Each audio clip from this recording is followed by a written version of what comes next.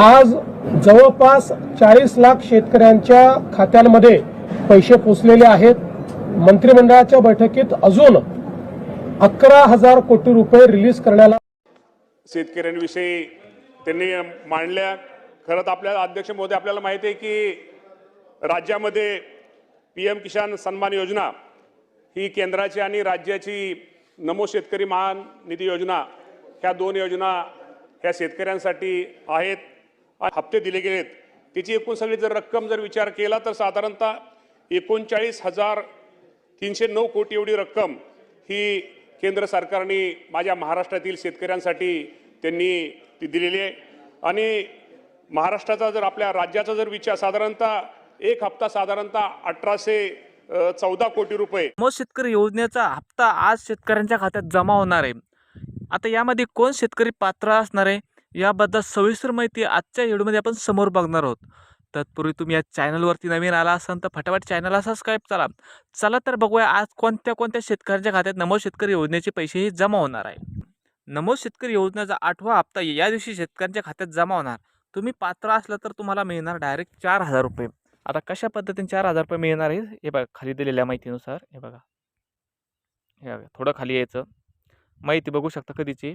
हे बघा 26 फेब्रुवारीची माहिती आहे। राज्यातील लाखो शेतकऱ्यांसाठी एक अतिशय आनंदाची बातमी समोर आली आहे। गेल्या अनेक दिवसांपासून ज्या शेतकरी हप्त्याची वाट बघत होते आता अशा शेतकऱ्यांना नमो शेतकरी योजनेचा हप्ता मिळणार आहे। पण आपल्याला त्याआधी माहिती आहे का, केंद्र सरकारने पीएम किसान योजना ही सुरू केली होती। त्याच्या धर्तीवर म्हणजे राज्याला सुद्धा असं वाटलं की आपण सुद्धा शेतकऱ्यांना केंद्राबरोबर काही वेगळं दिलं पाहिजे।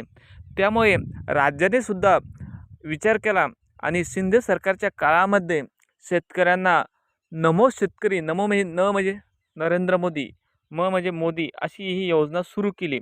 त्यामुळे जवळपास लाखो शेतकऱ्यांना म्हणजे 86 लाख शेतकऱ्यांच्या खात्यामध्ये हे पैसे जमा होण्यास सुरुवात झाली होती। आता यामुळे काय झालेलं आहे, ज्या शेतकऱ्यांना नमो शेतकरी योजनेचा मागचा हप्ता मिळाला नव्हता अशा शेतकऱ्यांना आता नमो शेतकरी योजनेचे सर्व हप्ते मिळणार आहे। फक्त त्यांनी एक काम केलं पाहिजे, काय, आपले बँक पासबुक KYC आहे का नाही, आपले बँक पासबुकला मोबाईल लिंक आहे का, आपल्या बँक पासबुकला आधार लिंक आहे का, हे सर्व गोष्टी चेक करा। तुम्ही म्हणसाल मागचा हप्ता हा आपल्याला पडला होता, पण मित्रांनो बँकेचे स्टेटमेंट वेळोवेळी बदलत असतात। RBIच्या रूलनुसार प्रत्येक 4, 2, 3 महिन्यानंतर बँकेचे स्टेटमेंट हे चेंज होतात सुरक्षा कारणास्तव। त्यामुळे सर्व शेतकऱ्यांनी आपलं 6 महिन्यानंतर का होईना डेली बँकेत जाऊन एकदा चेक करून घेणे, आपलं KYC आहे का, आपलं खातं ॲक्टिव्ह आहे का, किंवा आपल्या खात्यावर काही असं वेगळं काही आहे का त्यामुळे पैसे येऊ शकत नाही, ह्या गोष्टी चेक करा। अशा शेतकऱ्यांनी जर हे चेक करायला असेल त्यांना नक्कीच हप्ता हा मिळणार आहे। हे बघा, जवळपास ज्या शेतकऱ्यांना काही तांत्रिक कारणामुळे मागील 7वा हप्ता मिळाला नाही त्यांना आता 2,000 आणि हे 2,000 म्हणजे एकूण 4,000 रुपये खात्यात जमा होऊ शकतात। पण काय, ज्यांना सर्व हप्ते वेळ मिळत आहे असेच शेतकरी हे हप्त्यासाठी पात्र असणार आहे। तुम्हाला सांगितल्याप्रमाणे जर तुम्ही सुद्धा अपात्र असाल किंवा तुमच्या खात्यामध्ये काही अडचण असेल तर तुम्ही हे बँकेत जाऊन सोल्युशन काढू शकता। किंवा मित्रांनो आणखीन एक सर्वात महत्त्वाचे अपडेट, ज्या शेतकऱ्यांनी फॉर्मर ID काढलेला असेल अशा शेतकऱ्यांच्या खात्यात हे नक्कीच पैसे हे आजपासून जमा होणार आहे। यासाठी जवळपास 1800 कोटी रुपये निधीसुद्धा मंजूर झाला। आता जवळपास पहिल्या टप्प्यामध्ये 91 लाखहून अधिक शेतकरी या योजनेचा लाभ घेणार आहे।